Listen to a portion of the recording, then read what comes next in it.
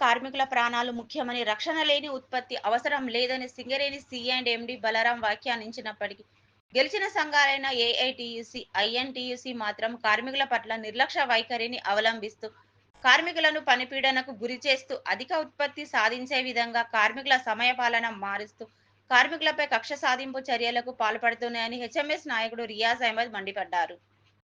Employees కి చదువు లేకుండా ఎంప్లాయ్మెంట్ ఇస్తారు, 10th ఫెయిల్ అయితే విజిలెన్స్ కు పంపించి రకరకాల వేధింపులకు గురి చేస్తారని సర్కులర్ వచ్చింది. దాని మీద నోరు విప్పలే, మీ నోరు లేకపోయినాయి.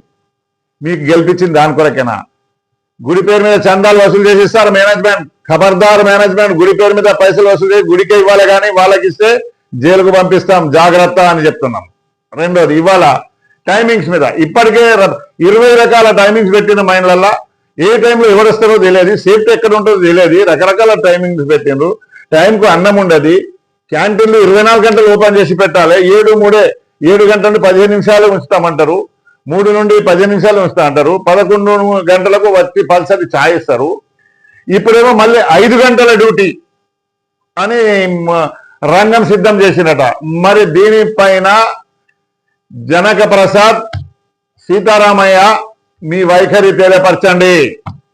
నోరు మూసుకొని పండడం కాదు, గెలిపించిన దాని కొరకే మీకు ప్రతిపక్ష పాత్రగా యూనియన్ గా మేము అడుగుతున్నాం మిమ్మల్ని.